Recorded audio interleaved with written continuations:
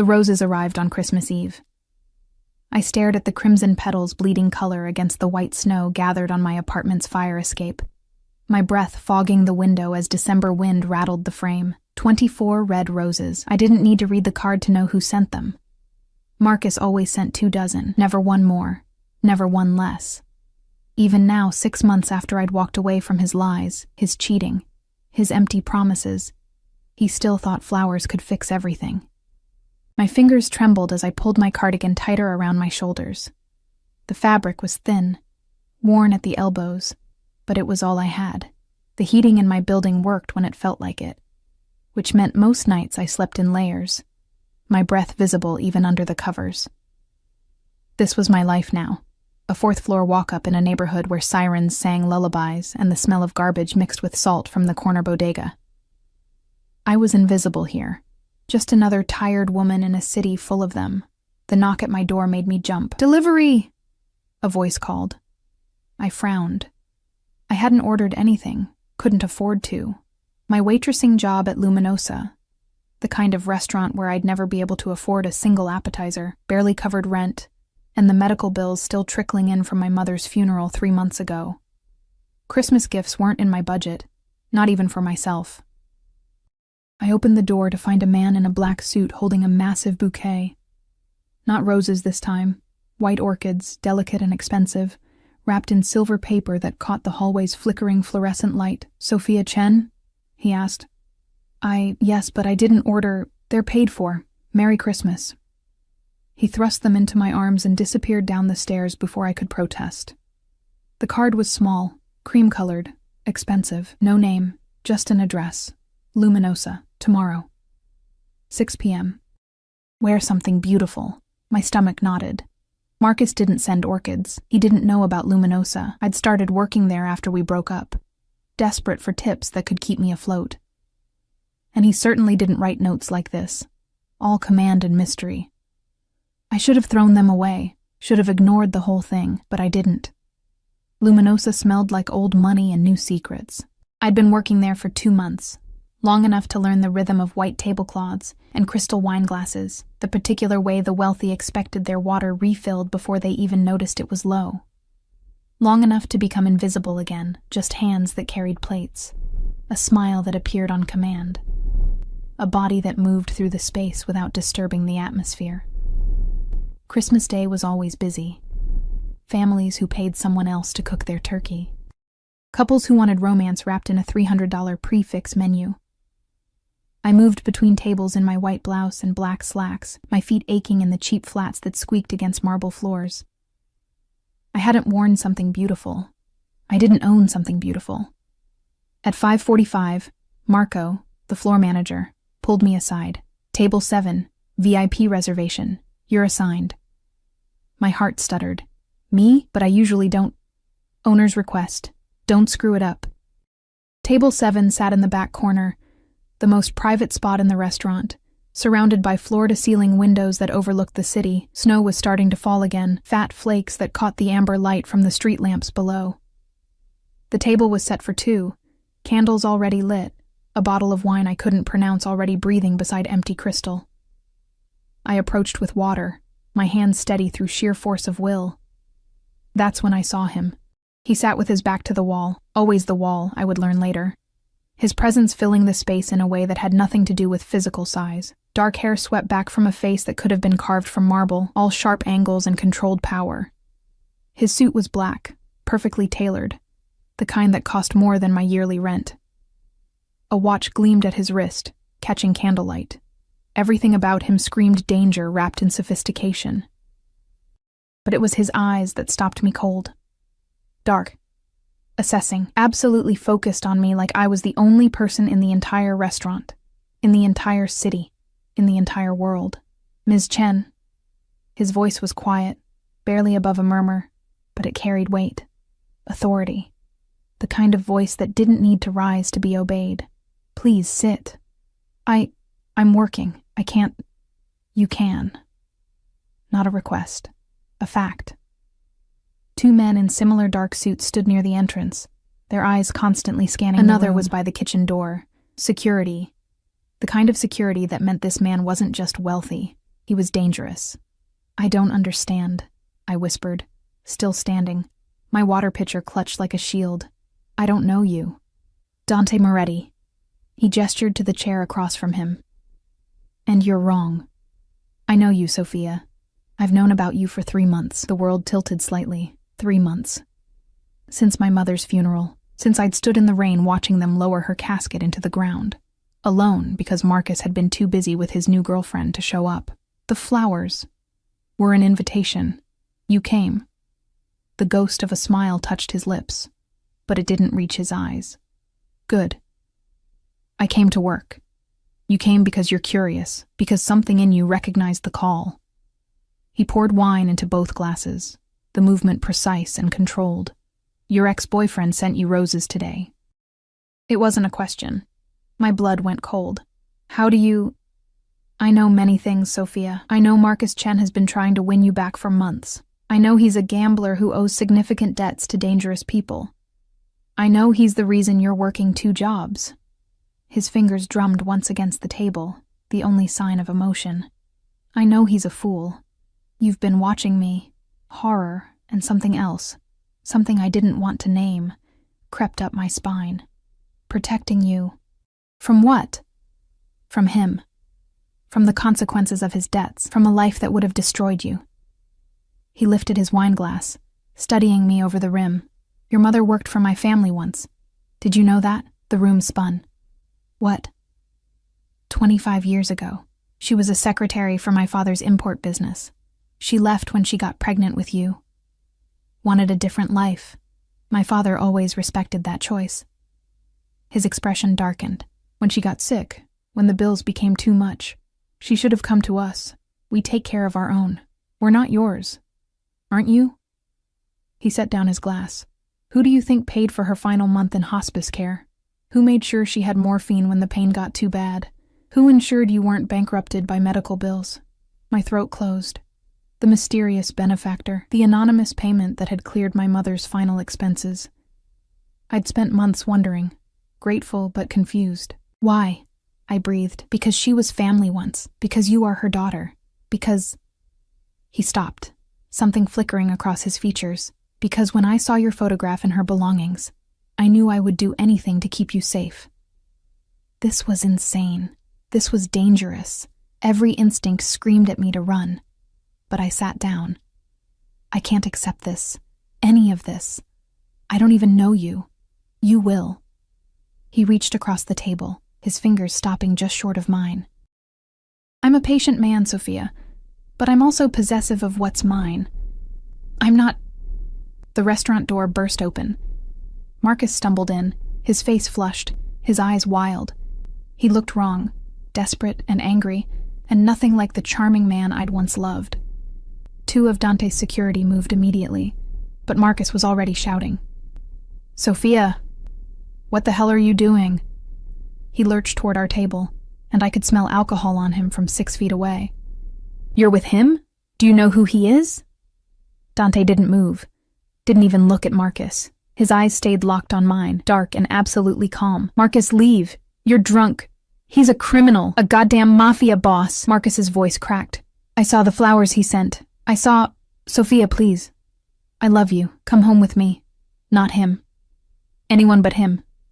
Security had him now, hands firm on his arms, pulling him back toward the door, but the damage was done. Every eye in the restaurant was on us. Marco was rushing over, apologizing, stammering. Dante finally looked at Marcus. Just one look, cold and final as a grave closing. If you ever send her flowers again, he said, voice still quiet, still controlled, I will cut off the hands that held them. If you ever speak to her again, I will take your tongue. If you even think of her, his smile was terrifying in its gentleness. I will make you forget you ever existed. Do we understand each other? Marcus went white, nodded. Let security drag him out. The restaurant fell silent. Dante turned back to me, and his expression softened, barely, just a fraction, but enough that I could see something almost human underneath the monster. I apologize. That wasn't how I wanted this evening to go. He stood, buttoning his jacket. You're upset. Understandably. My driver will take you home. I'm working. Marco has already been compensated for your shift. You're free to go. He pulled out a card, placed it on the table. When you're ready to hear the truth about Marcus, about the debts he owes and the people he sold information to, call me. When you're ready to understand why I exploded with jealousy at the sight of his pathetic roses, his jaw tightened. Call me. I don't understand any of this. You will, Sophia. Because like it or not, you're already mine. You were mine the moment I saw your photograph. You were mine the moment I decided you would never be invisible again. He leaned down, and I caught his scent. Cedar and gunpowder and something dark I couldn't name. And I protect what's mine, always. He walked away, his security closing around him like a dark tide. I sat alone at table 7, surrounded by expensive wine and unanswered questions, holding a business card that felt like a detonator in my shaking hands. Outside, snow continued to fall, and somewhere in the city, Marcus's roses were already dying. I didn't call. For 3 days, I carried Dante Moretti's card in my pocket like a ticking bomb, feeling its weight every time I moved. I went to work at the diner where I picked up morning shifts, served coffee to construction workers and cab drivers who barely looked at me, and pretended my hands weren't shaking. I avoided Luminosa, called in sick, let Marco's irritated voicemails pile up unanswered. But I couldn't avoid the black SUV that appeared outside my building. It was there when I left for my morning shift on the 28th. There when I came home that afternoon, arms full of discount groceries. There at midnight when I couldn't sleep and stood at my window, watching snow accumulate on windshields and fire escapes. The driver never got out, never approached, just watched. Protecting you, Dante had said. The words circled my mind like vultures. On the 29th, I broke. I pulled out the card, cream-colored, expensive stock, just a phone number embossed in black, and dialed before I could lose my nerve. He answered on the first ring, Sophia. Not a question. He'd been waiting. The car outside my building is making sure you're safe. It's making me feel like a prisoner. Silence. Then, would you prefer to feel unsafe? I'd prefer to understand what's happening. My voice cracked. I was standing in my kitchen, such as it was. A hot plate, a mini fridge, a sink that dripped. You said Marcus owes debts. You said he sold information. What does that mean? What does any of this have to do with me? Not over the phone. Have dinner with me tonight. I'm working. No, you're not. You haven't been to Luminosa in 3 days. Of course he knew. My driver will pick you up at 7. We'll talk somewhere private. I don't think... Sophia. His voice dropped, became almost gentle, dangerous in a completely different way. I'm trying to do this right, trying to give you choice, space, time, but there are people who know Marcus talked to you Christmas night, people who know you matter to me. Every moment you're unprotected is a moment I can't breathe properly. So please, the word sounded foreign in his mouth. Have dinner with me. Let me explain. Then decide if you want to walk away. Something in his voice, that raw edge of genuine fear, made my decision. Okay, 7, he exhaled. Thank you. The line went dead. I stared at my closet for an hour, at the handful of clothes I owned that weren't work uniforms or pajamas, finally settled on the only dress I had. Black, simple, bought for my mother's funeral. It felt like a bad omen, wearing death to dinner with a monster. But when I looked in the mirror, I barely recognized myself. The woman staring back had color in her cheeks, had eyes that looked alert instead of exhausted, had something that almost resembled hope flickering beneath the fear. I looked like someone who mattered. The SUV arrived at exactly 7. The driver, older, graying, professional, opened the door without a word. The interior smelled like leather and danger. We drove through the city as evening fell, snow turning everything soft and false under streetlights. We didn't go to a restaurant. We went to a building I'd seen on postcards, a historic brownstone in the kind of neighborhood where doormen wore white gloves and dogs had professional walkers. The SUV pulled into an underground garage, and suddenly we were in an elevator with marble floors and a security guard who nodded to my driver like they were old friends. The penthouse took up the entire top floor. Floor-to-ceiling windows overlooked the city, making the lights below look like fallen stars. The furniture was all clean lines and dark leather, expensive art on walls, a fireplace burning real wood. It was beautiful and cold and absolutely nothing like anywhere I'd ever been. Dante stood by the windows, hands in his pockets, staring out at the snow. He turned when I entered, and something in his expression shifted, softened and sharpened at the same time. You wore black. It's all I had that wasn't... I stopped. Swallowed. It was for my mother's funeral, I know. He crossed to me, and I forced myself not to step back. It's beautiful on you. Everything is beautiful on you, but I want to see you in colors, Sophia. Red, gold, sapphire blue. His hand rose, stopped inches from my face. I want to see you in things that make you feel alive instead of invisible. You don't know me well enough to know what makes me feel alive. Then let me learn. He gestured to the dining table, already set with food I could smell from here.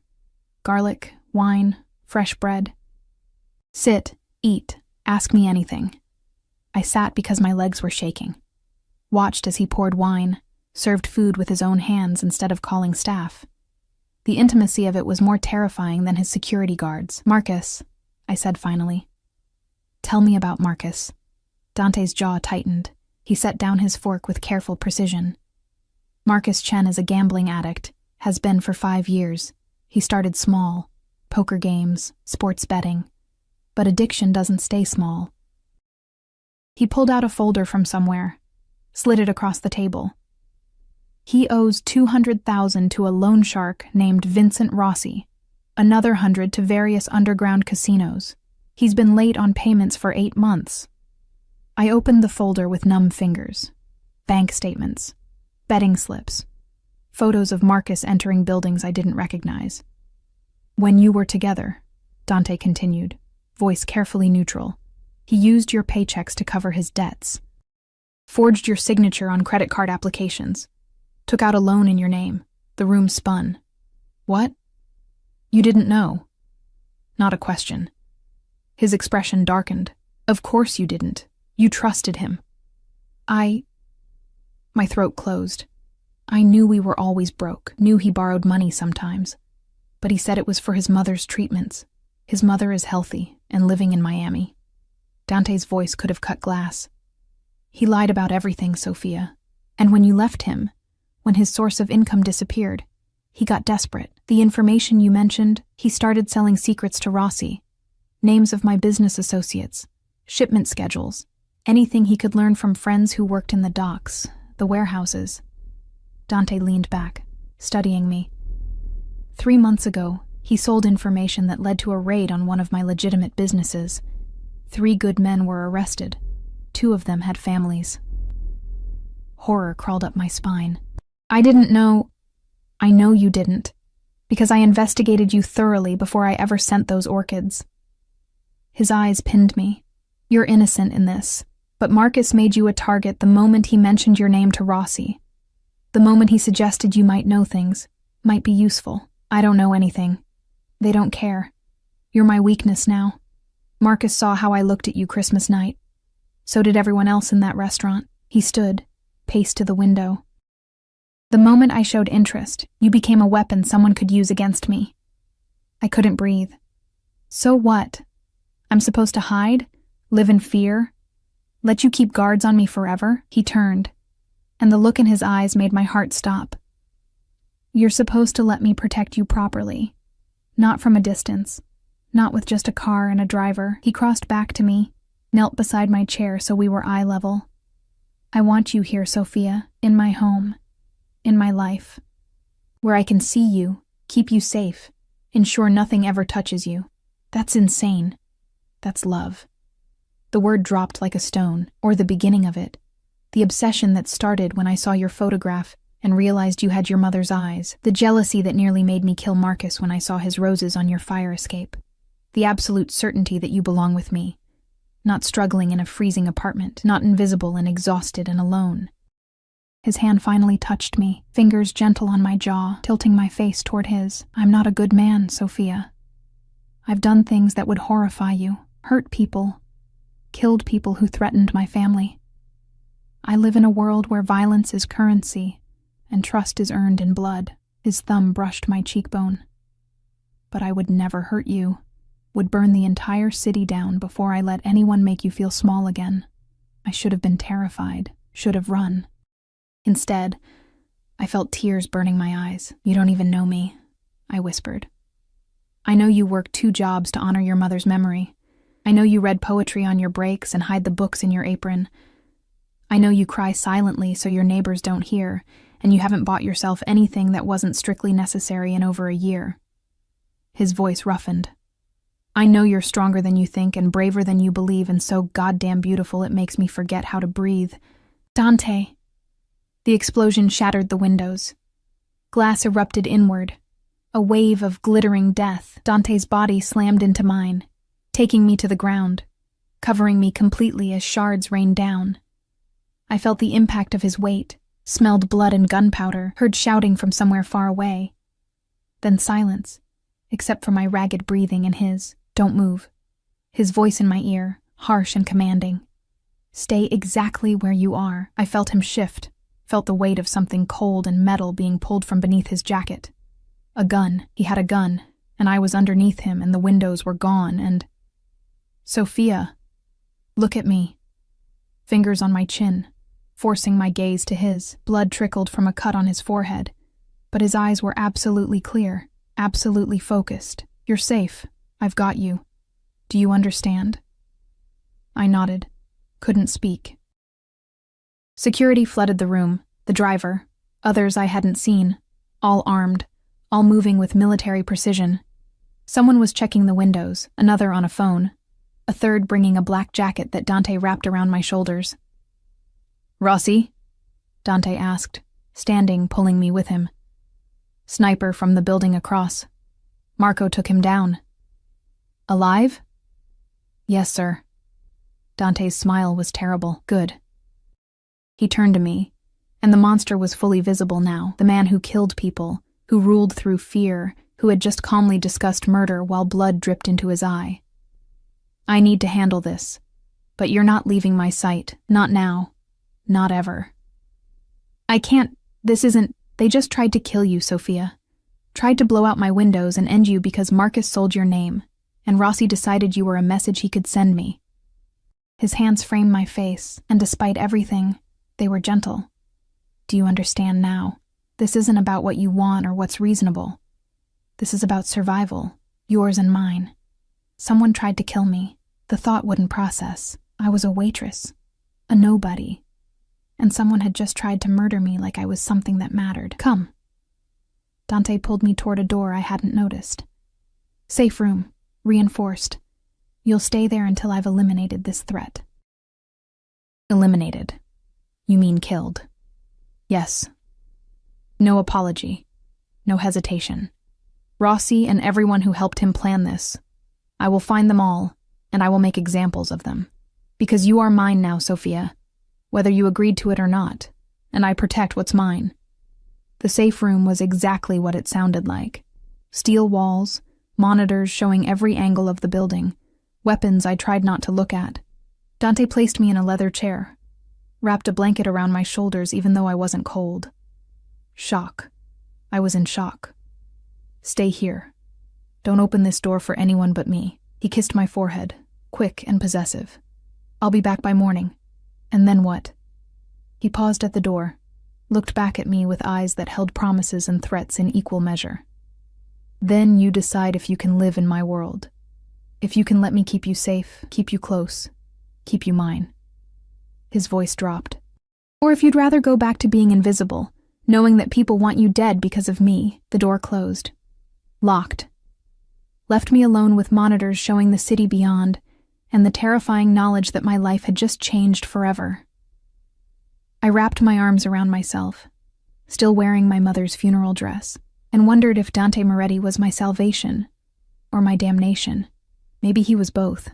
Dawn came slowly, painting the city in shades of gray and gold. I watched it through the monitors, unable to sleep, unable to think about anything except the sound of glass exploding, and Dante's body covering mine. Every time I closed my eyes, I saw the sniper rifle's muzzle flash in my mind, a moment of light that could have ended everything. Someone wanted me dead, The thought still wouldn't settle properly in my brain. I was nobody. Had always been nobody, and now I was somebody worth killing. The door's lock disengaged at 6:47 a.m. Dante entered, and I barely recognized him. His suit was gone, replaced by dark jeans and a black shirt with sleeves rolled to his elbows. Blood stained his knuckles. His face was harder than I'd ever seen it, all sharp edges and cold fury barely contained. But when he saw me curled in the chair, still wrapped in his blanket, something in his expression cracked. "You didn't sleep." Not a question. "Neither did you." He crossed to me, knelt, and for a long moment just looked at me like he was checking for damage. Then his hands, those bloody, violent hands, cupped my face with heartbreaking gentleness. "Rossi is dead. So are the 3 men who helped him plan the attack. The sniper is being questioned by people who are very good at making men talk." His thumb brushed my cheekbone. "You're safe now." "For how long?" "Forever." The word was absolute, final. I made it very clear what happens to anyone who even thinks your name. The entire underground knows that touching you means war with me, and nobody wants that war. I should have been horrified. Should have condemned him for the violence, the murder, the casual way he discussed ending lives. Instead, I felt safe for the first time in months. "What about Marcus?" Dante's jaw tightened. "Marcus is alive. For now. He's the one who told Rossi about the dinner, about you being at my penthouse. He didn't know they'd try to kill you, just thought they'd use the information for leverage." His eyes went dark. "He's terrified, begging for mercy, offering everything he knows. Will you kill him?" Silence stretched between us. Outside, the city was waking up. Traffic sounds, distant sirens, the ordinary rhythm of life continuing while mine had shattered completely. "That depends on you," Dante said finally. "On me?" "He was yours once. You loved him, even if that love was built on lies." He stood, paced to the monitors, stared at screens showing armed men patrolling his building. "I won't lie and say I don't want him dead. Every time I think about him sending you roses, touching you, having what should have been mine." His fist clenched. "I want to destroy him slowly, make him suffer for every moment he made you feel invisible." The possessiveness in his voice should have frightened me. Instead, it made something warm unfurl in my chest. "But you're not a monster who needs to see me prove my loyalty in blood," I said quietly. He turned, studied me with those dark, fathomless eyes. "No. I'm a monster who needs to know you're choosing to stay because you want to, not because you're afraid of what I'll do if you leave. And if I asked you to let Marcus live, then he lives. In exile.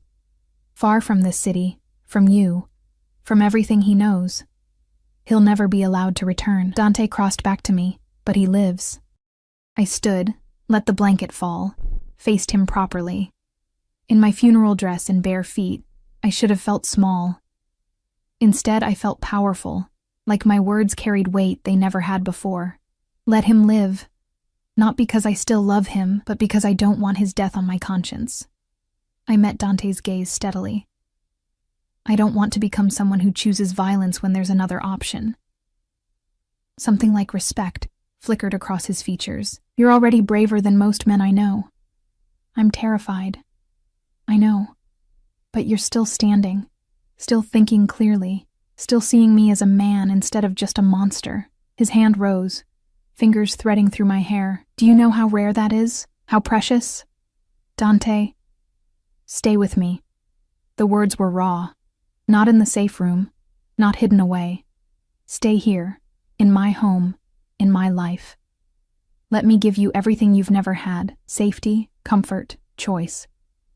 Let me worship you the way you deserve. I barely know you, then know me. Ask me anything. I'll tell you truths I've never spoken aloud." He pulled me closer, until I could feel his heartbeat against my palms. "I'll show you the man beneath the monster. And if you still want to leave, I'll let you go. I'll make sure you're protected, set up somewhere safe, ensure you never have to be invisible again." His voice dropped. "But God, Sophia, I'm hoping you'll stay." The smart thing would have been to leave, to take his offer of protection and distance and build a normal life somewhere far from bombs and blood and men who killed without hesitation. But when had I ever been smart about the wrong men?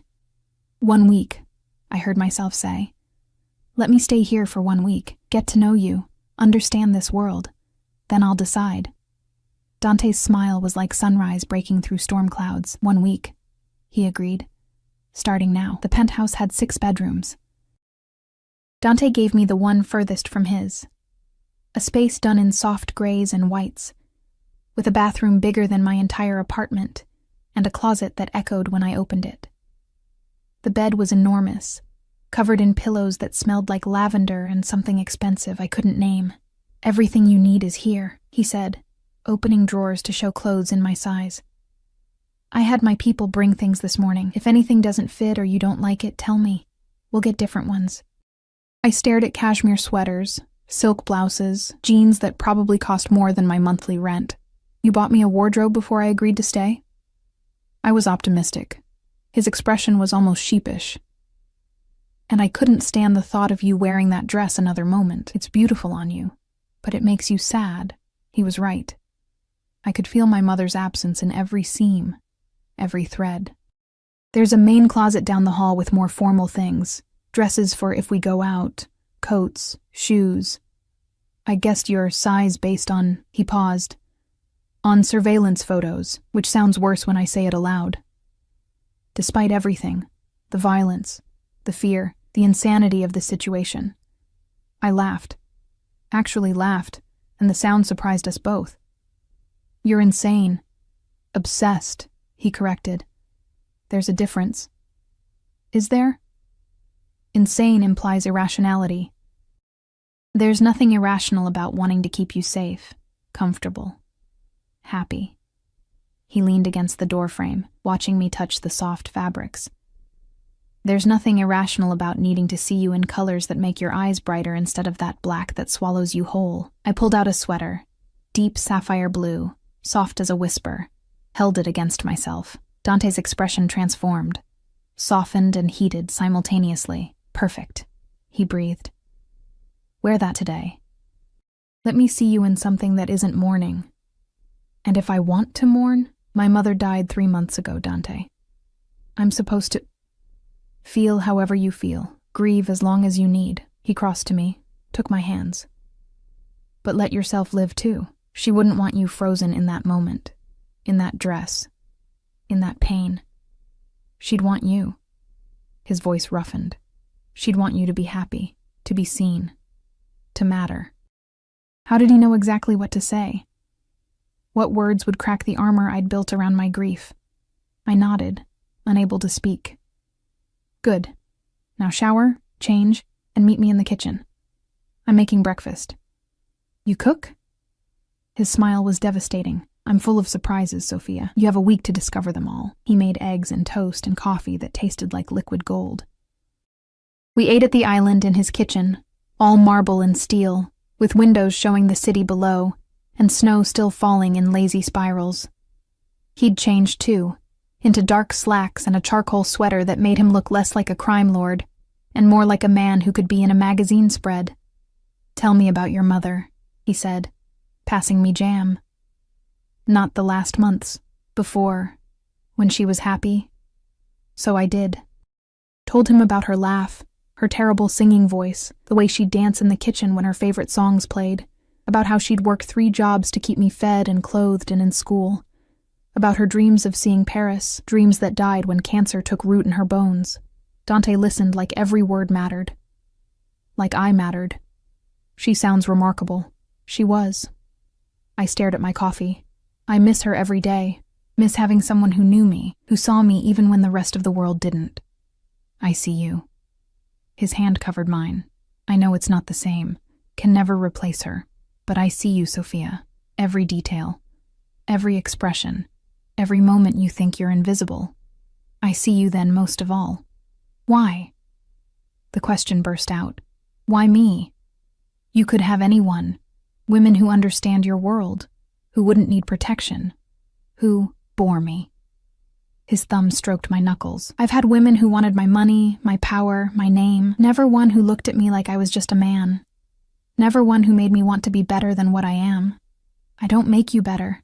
I make you possessive and violent and... Human. He smiled. You make me human, Sophia. Make me want things I thought I'd buried. Home, family, someone to come back to who cares if I'm breathing. His grip tightened. You make me want to build something instead of just destroy. Before I could respond, his phone buzzed. He glanced at it, frowned. I need to handle something, business that can't wait. He stood but hesitated. You'll be safe here. Full security, cameras everywhere. Don't open the door for anyone. Don't leave the penthouse. So I'm a prisoner? You're protected. There's a difference. Is there? I threw his earlier words back at him. His smile was quick, appreciative. Read. Explore. The library has over 3,000 books. There's a gym, a theater room, anything you could want. He bent, kissed my forehead. I'll be back by dinner. We'll talk more then. And he was gone, leaving me alone in a gilded cage with coffee cooling in expensive china and questions multiplying like shadows. I explored because I couldn't sit still. Found the library, floor-to-ceiling books, leather chairs, a fireplace, the gym with equipment I didn't know how to use, the theater with a screen bigger than my apartment wall. Every room was perfect, beautiful, and utterly empty of personality beyond expensive taste. Until I found his office. The door was unlocked, either trust or a test. Inside, dark wood and soft lighting, a desk that had seen decades of use, photos on the walls, old black and whites of men in fedoras, newspaper clippings in Italian, a family tree that stretched back generations. And on his desk, in a silver frame, a photo of my mother, young, smiling, holding an infant. Me. A photo I'd never seen before, that she'd never shown me. I picked it up with shaking hands, stared at her face, so happy, so full of life, and felt something inside me break and heal simultaneously. He'd kept this, had framed it, had looked at it enough that I could see fingerprints on the glass. A man obsessed, he'd called himself. A man in love. I was beginning to understand. The penthouse door opened. Voices in the hall.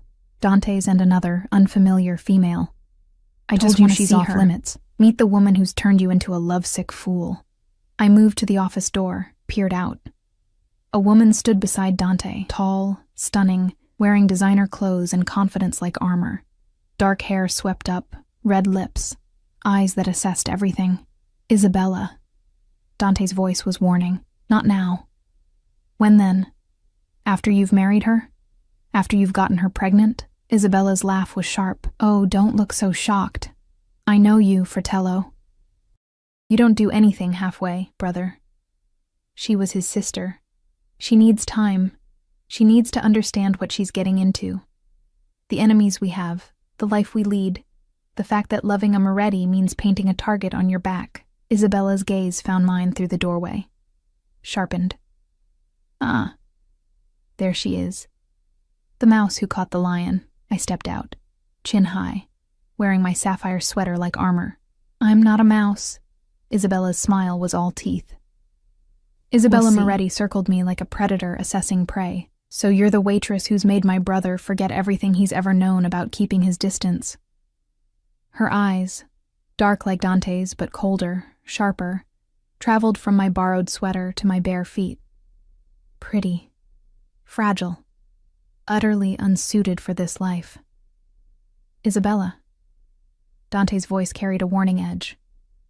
Enough. No, it's not enough.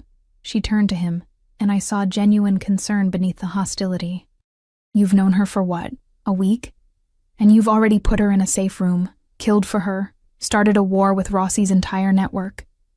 Do you even hear yourself? I hear myself perfectly. You sound like father. The words dropped like stones. Right before Mother died because someone used her to get to him.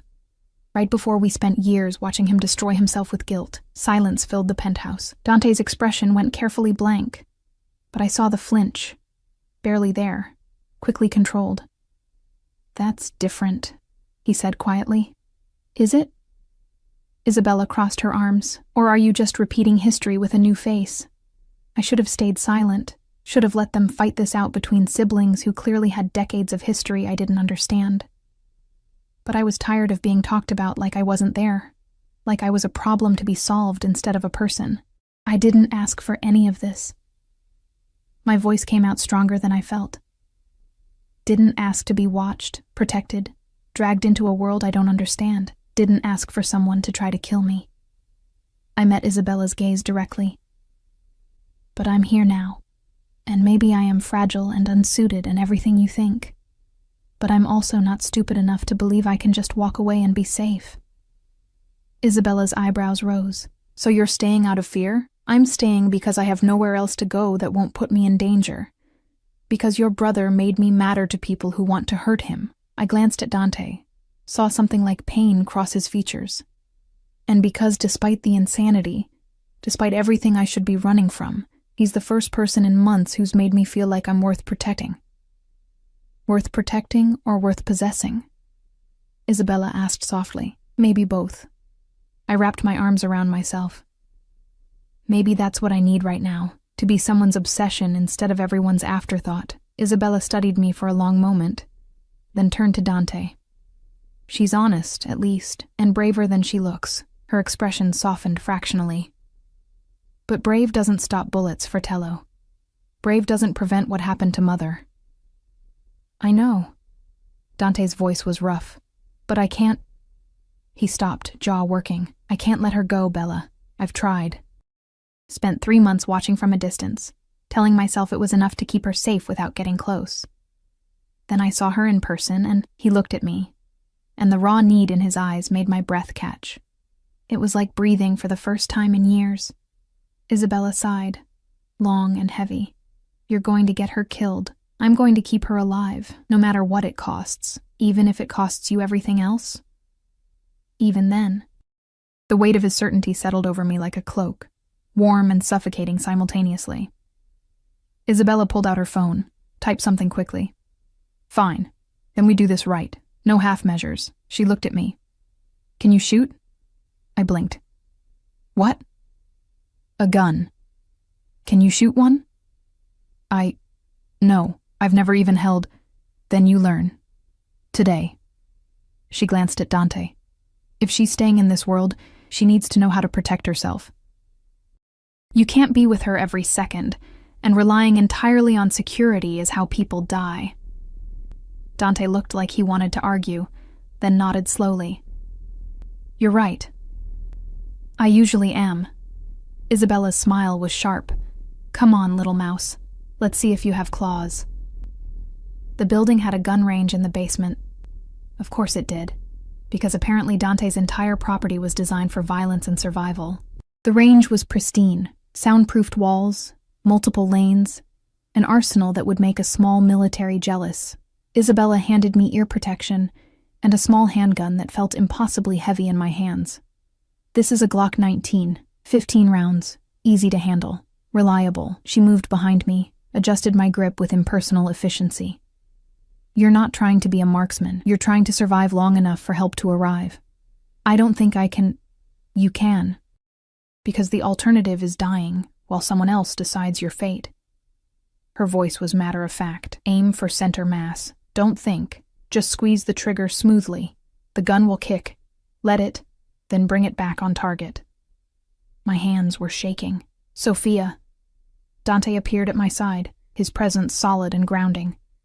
You don't have to do this. Yes, I do. I stared at the target downrange.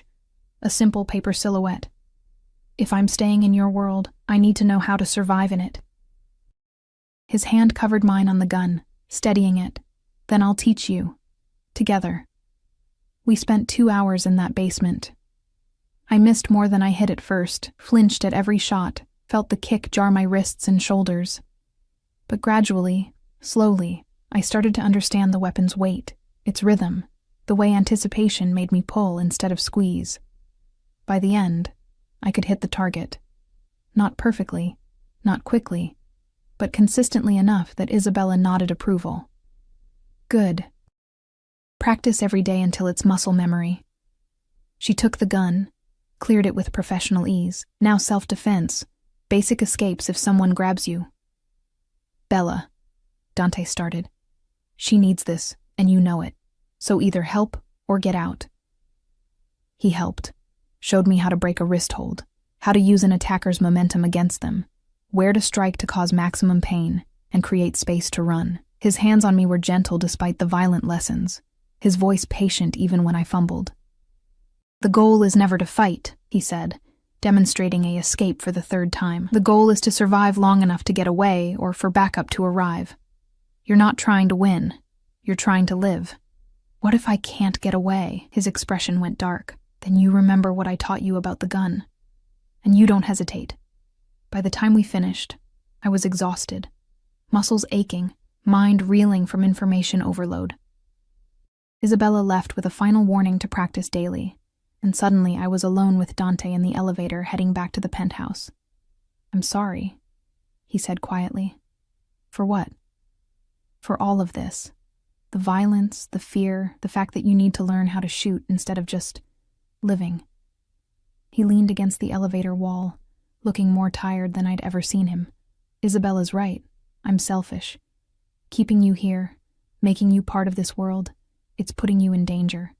You're also keeping me alive." "Am I? Or am I just ensuring that when danger comes, you're close enough for me to watch you die?" The elevator doors opened. I stepped out, then turned back to face him. "Your mother. What happened to her?" Pain flickered across his features. "She was kidnapped, held for ransom by a rival family. My father paid, followed every instruction, did everything right." His voice went hollow. "They killed her anyway, sent her body back piece by piece over 3 weeks." Horror closed my throat.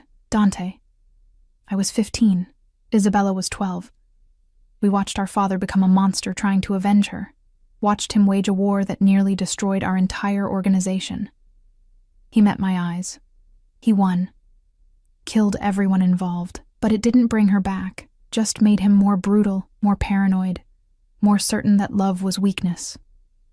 "Is that what you believe?" "I believed it for years, built walls, kept distance, never let anyone close enough to matter." He stepped out of the elevator, closed the space between us. "Then I saw your photograph and every wall I'd built crumbled. Every lesson my father taught me about emotional distance became irrelevant." His hands framed my face, thumbs brushing my cheekbones. "You terrify me, Sophia, because I know what happens to people I love. Know the risks, the dangers, the absolute certainty that someone will try to take you from me." His voice dropped to a whisper. "But I can't let you go. Can't go back to the emptiness. So yes, I'm selfish. Yes, I'm putting you in danger, just by wanting you. But I'm also going to do everything in my power to keep you safe, even if it means teaching me to kill." Especially then. I should have been horrified, should have recognized the toxicity of this obsession, this need, this absolute certainty that we belong to each other despite barely knowing one another. Instead, I kissed him. Rose on my toes and pressed my lips to his, tasting coffee and something darker, feeling him go absolutely still before his arms came around me like steel bands. The kiss was desperate and gentle simultaneously, his control warring with his need, his desire to consume me fighting against his fear of breaking me. When we broke apart, both breathing hard, his eyes were nearly black. "Sophia, 1 week, you said, to know you, understand your world, decide if I can stay." I kept my hands fisted in his sweater, holding him close. "I'm 3 days in, and I'm starting to understand that you're not the monster everyone thinks. You're just a man who's been hurt so badly that the only way you know how to love is with everything you have. Consequences be damned. And if that love destroys you, then at least I'll have lived first, really lived, not just survived." I smiled, tasted salt from tears I didn't remember shedding. "My mother spent her whole life making herself small to keep me safe, working herself to death so I could have a better future. And what did I do with that gift? Became invisible, chose a man who made me smaller. Stopped dreaming because dreams hurt too much when you can't afford them." I pulled him closer, felt his heart racing against mine. "You make me feel big, Dante, important, worth protecting and wanting and obsessing over. Maybe that's unhealthy. Maybe I should want something healthier, safer, saner." I met his gaze steadily. "But I don't. I want this. Want you. Want to matter so much that someone would burn the world down rather than lose me. His kiss was different this time, harder, deeper, full of promise and possession. When he pulled back, his smile was devastating. 4 more days, he murmured against my lips. Then you decide if you're mine forever. I think I already decided. Tell me anyway. In 4 days. When you've seen more of this life, met more of my world, understood exactly what staying means. His thumb brushed my lower lip. I want you to choose me with full knowledge, Sophia, not because I've seduced you or scared you, or made you feel like you have no other option. And if I still choose you, his smile turned predatory, then I'll make sure you never regret it. That night, I dreamed of my mother. She was young again, healthy, wearing the dress from the photograph in Dante's office. We were in a garden I didn't recognize, surrounded by roses that smelled like summer and home. Minha filha, she said, cupping my face. My daughter. You look happy. I'm terrified. Fear and happiness aren't opposites, meu amor. Sometimes the things that scare us most are the things we need most. She smiled, and it was like sunshine. I worked for his father, saw how these men love, absolutely, obsessively, without reservation. It's dangerous. It's consuming. It's everything I ran from because I wanted safety for you. Did you make the wrong choice? I made the choice I needed to make. Gave you a different life. A different path. Her hands tightened on my face. But you're not me, Sophia. You're stronger, braver, more willing to take risks for what you want. So don't choose safety because you think it's what I'd want. Choose what makes you feel alive, even if it kills me. Even then. Because a short life full of love is better than a long life full of emptiness. She kissed my forehead. I love you. I'm proud of you. And I'm so glad you're finally being seen. I woke with tears on my face and certainty in my heart. 4 days left to decide, Dante had said, but I already knew my answer. I was staying. The next morning, Dante took me to meet his family, not just Isabella, but the inner circle, the people who kept his organization running, who had pledged their lives to the Moretti name. We drove through the city in his armored SUV, security vehicles flanking us like dark shadows, and I watched the neighborhoods change from glass towers to historic brownstones, to industrial warehouses. They're going to test you, Dante said, his hand warm on my thigh. Try to see if you're weak, if you'll break, if you're worthy of being under my protection. And if they decide I'm not, his smile was cold. Their opinion doesn't matter. You're mine. That's not up for debate. He squeezed gently. But it will be easier for you if they accept you. If they see what I see. Which is? Strength wrapped in softness, steel disguised as silk. He brought my hand to his lips. A woman who survived poverty and loss and betrayal, and still has kindness left inside her. That's rarer than diamonds in my world, Sophia. We pulled up to a restaurant, closed for the day, security posted at every entrance. Inside, the smell of garlic and wine and fresh bread. A long table was set in the back, already filled with people who went silent when we entered. Isabella sat at one end, looking elegant and deadly. Beside her, an older man with silver hair and scars tracing his jaw, Lorenzo, Dante's uncle and consigliere, a woman in her 40s with sharp eyes and sharper jewelry, Carmela, who ran their legitimate businesses, 2 younger men who looked like they could kill with their bare hands, Marco and Giulio, heads of security, and at the far end, a seat left empty, for me. Everyone, Dante said, his hand at the small of my back. This is Sophia Chen. She's under my personal protection. Anyone who threatens her, disrespects her, or even looks at her wrong answers to me directly. The silence was deafening. Then Lorenzo laughed, a sound like gravel shifting. So it's true. The Ice King has finally melted. He stood, crossed to me, and I forced myself not to step back from his scarred, brutal face. Let me see you, girl. I lifted my chin, met his eyes directly. I'm not a girl. I'm 26 years old, and I've survived things that would break most people. His smile was unexpected. Good. We don't need another fragile flower who'll wilt at the first sign of blood. He glanced at Dante. She's got spine. I'll give you that. Carmela was next, circling me with a businesswoman's assessing gaze. You worked at Luminosa. Good tips there? When customers actually noticed I existed? Yes. And now you exist to him. She gestured at Dante. How does that feel? Terrifying. Exhilarating. Like standing on the edge of a cliff and not knowing if I'll fly or fall. Carmela's laugh was genuine. Honest, too. I like her, Dante. She'll either survive this life or go down in flames. Either way, it'll be interesting to watch. The younger men said nothing, just nodded acknowledgement, but their eyes tracked every movement, assessed every word, calculated threat levels I couldn't begin to understand. We sat. Food appeared. Pasta and wine and dishes I couldn't pronounce. Conversation flowed around me, mixing English and Italian, business and family, violence and love in equal measure. Rossi's network is fractured, Lorenzo said, twirling pasta. The younger brothers are fighting over who takes control. We could move on their territory now, consolidate. No! Dante's voice was firm. We've made our point. Any further action looks like opportunism, not justice. Since when do you care about appearances?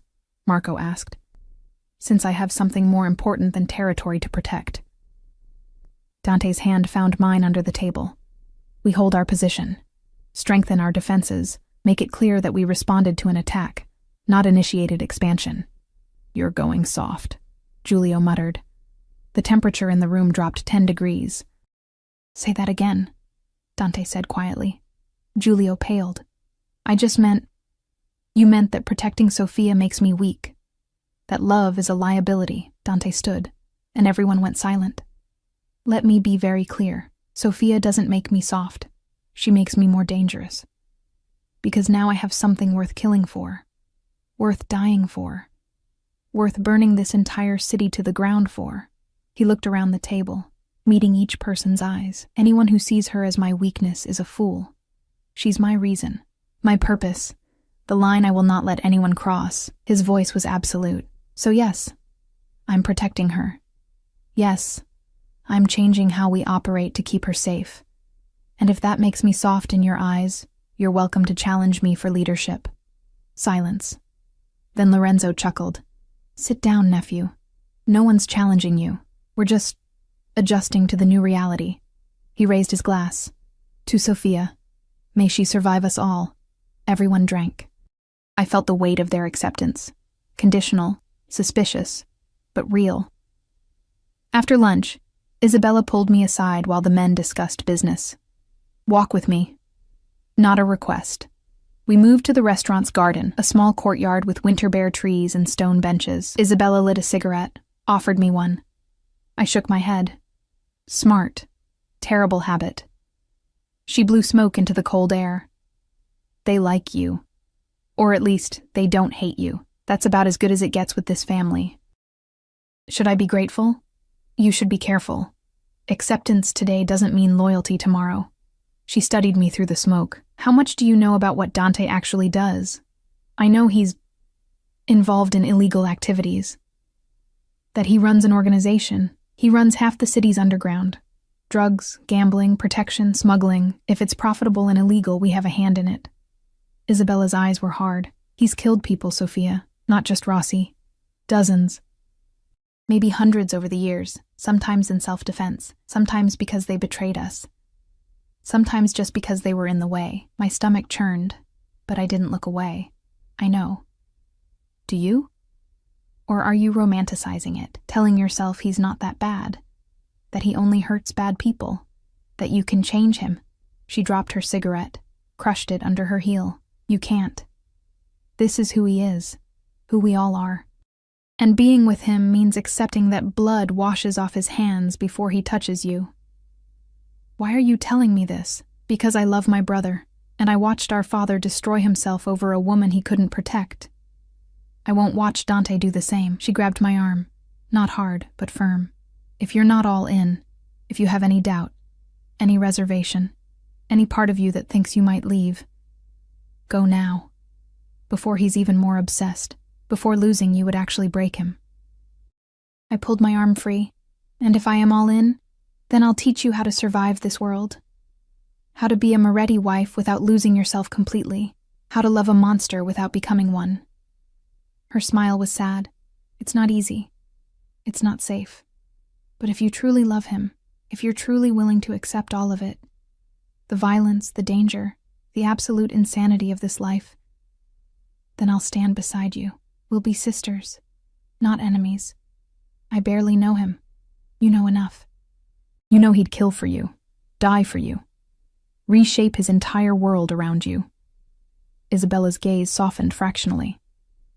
The question isn't whether you know him. It's whether you trust him. Whether you believe he'll keep you safe even when everything goes to hell. Did I trust him? This man I'd known for days, who'd upended my life, who'd made me feel seen and wanted and terrifyingly important? Yes, I heard myself say. I trust him. Isabella studied me for a long moment, then nodded, okay. Then let's make sure you're ready for what comes next. What came next was a week of intensive training. Every morning, Isabella picked me up and brought me to the underground facility beneath Dante's building. We worked on shooting until my hands stopped shaking at the gun's weight. Practiced self-defense until my body remembered the moves without thinking.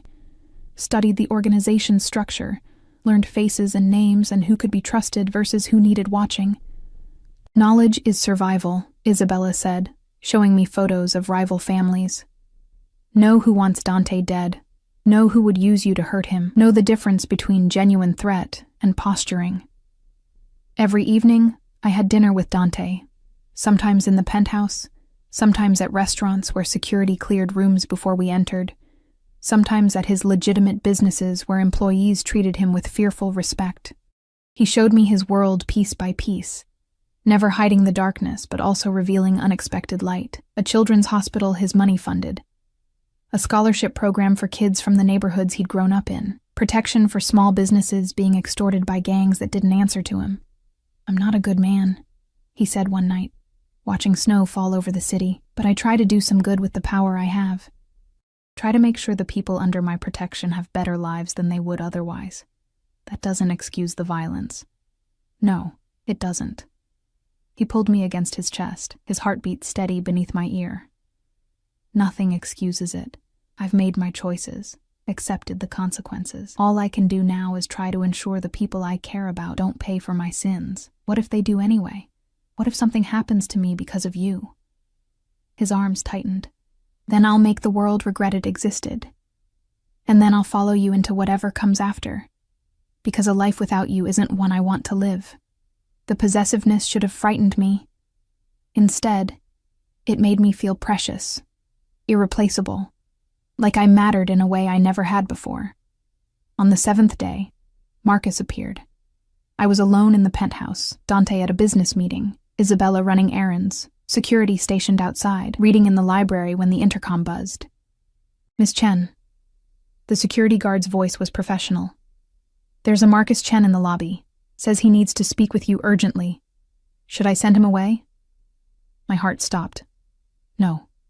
Let him up. Mr. Moretti gave specific instructions. I know. But I need to see him. Please. A long pause. I'll escort him up personally. He'll be searched for weapons. 5 minutes later, Marcus stood in the penthouse's foyer looking like a ghost of himself. Thinner, paler, with bruises fading on his jaw and terror in his eyes. Sophia. His voice cracked. Thank God. I wasn't sure they'd let me see you. They shouldn't have. I stayed across the room, arms crossed. Dante said you were in exile, that you weren't allowed back in the city. I leave tomorrow. Forever. But I had to see you first. Had to. He took a step forward. The security guard's hand moved to his weapon. Marcus froze. I'm sorry. For everything. The debts, the lies, selling information about you. I never thought they'd actually try to hurt you. I swear. I never thought. You never thought. The words came out bitter. That's always been your problem, Marcus. You never thought past the next bet, the next fix, the next lie that would buy you time. I know. I'm weak, selfish. Everything you think I am, and worse. Tears tracked down his face, but I loved you. In my own broken way, I loved you. And seeing you with him, seeing you look at him the way you used to look at me, I never looked at you like I look at Dante. The truth of it settled in my chest. I loved who I thought you were, loved the man you pretended to be. But it was always pretend, wasn't it? The whole relationship was built on lies, and his isn't? Marcus's voice turned desperate. You think a Mafia boss loves you for real? He's using you, Sophia. You're a possession to him, a trophy. Something to own and control, and something to protect and cherish and see. I cut him off. He knows everything about me, my failures, my fears, my grief. And he still looks at me like I'm the most important person in his world. Can you say the same? Silence. I thought so. I moved to the window, stared out at the city. I forgive you, Marcus, not because you deserve it, but because I don't want to carry this anger anymore. You were sick, addicted and desperate and drowning. I understand that now. Then come with me. He stepped forward again, ignoring security's warning. We can start over, somewhere far from here, from Moretti, from all of this. Just you and me and... No. The word was final. I'm staying here, with Dante. In this life that terrifies me and exhilarates me and makes me feel alive for the first time in years. He'll get you killed. Maybe. Or maybe he'll keep me safe while I finally learn to live instead of just survive. I turned to face him. Goodbye, Marcus. I hope you find peace somewhere far from here. I hope you get clean, get help, become the man you always pretended to be. Sophia, goodbye.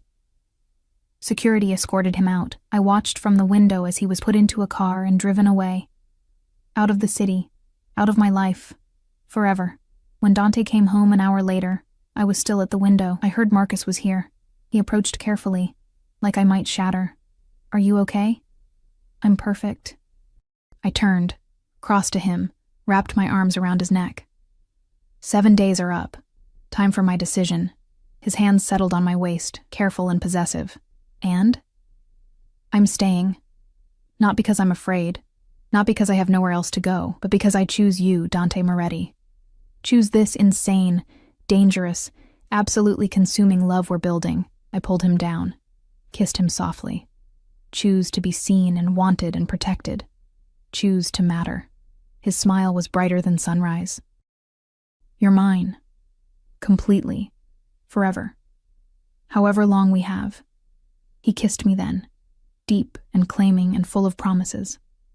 When we broke apart, he pulled a small box from his pocket. Inside was a ring. Simple, elegant, a single diamond that caught the light.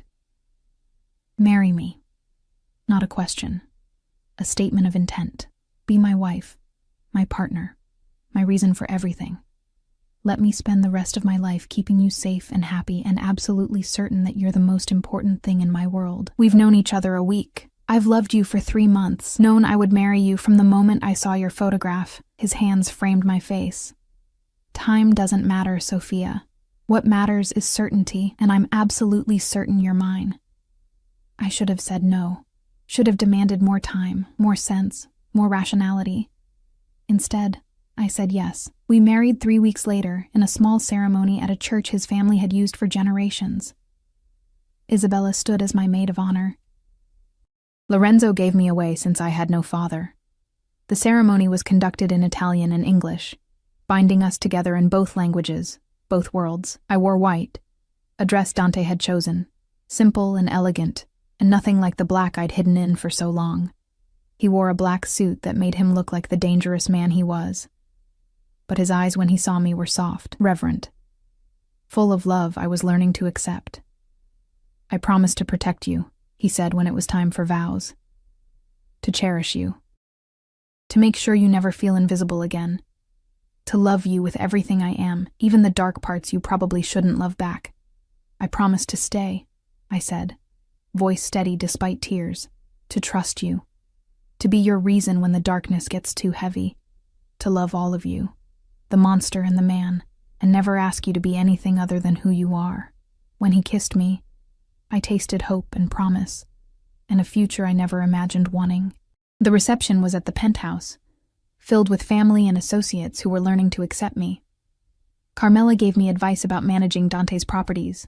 Lorenzo told embarrassing childhood stories. Marco and Giulio pledged their protection as if I were blood. and Isabella pulled me aside, hugged me tight, and whispered, "Welcome to the family, sister. Now let's make sure you survive it." That night, after everyone left, Dante carried me to our bedroom, not the guest room I'd been using, but his private sanctuary. He laid me on sheets that smelled like cedar and gunpowder and him, and loved me with a gentleness that contradicted everything the world thought about him. "Mine," he whispered against my skin. "Forever mine." "Yours," I agreed. However long forever is. 6 months later, I stood in the same garden where Isabella and I had talked about survival. Spring had turned everything green and alive. Roses bloomed in colors my mother would have loved. I touched my stomach, feeling the small swell there, and smiled. Dante appeared behind me, arms encircling my waist, hands covering mine over our growing child. "Happy?" he murmured. Terrified. Fear and happiness aren't opposites. I'd learned that from my mother's ghost, from Isabella's warnings, from 6 months of living in this dangerous world. "No, they're not." He turned me to face him, and the love in his eyes still took my breath away. "But I promise you, Sophia Moretti, our child will grow up safe, protected, absolutely certain they matter, like you made me certain, exactly like that." He kissed me softly. "You gave me everything when you chose to stay. Let me give our child the same gift. A life where they're seen, wanted, cherished beyond measure." I thought about my mother, working herself to death to give me safety. Thought about the invisible woman I'd been, surviving but not living. Thought about the moment Dante had looked at me like I was the only person in the world who mattered, and I knew. Whatever dangers came, whatever challenges this life held, our child would never feel invisible. They would be protected by a father who would burn the world down to keep them safe. Loved by a mother who understood the difference between surviving and living. Surrounded by a family that valued loyalty above all else. It wasn't the safe, normal life my mother had wanted for me. But it was ours. Real and dangerous and absolutely full of love. And that was enough. More than enough. It was everything. The roses my ex had sent that Christmas Eve were long dead, forgotten, meaningless. But the life Dante and I were building, wild and protective and consuming, was blooming like spring after a long winter. And I had never been happier to be seen.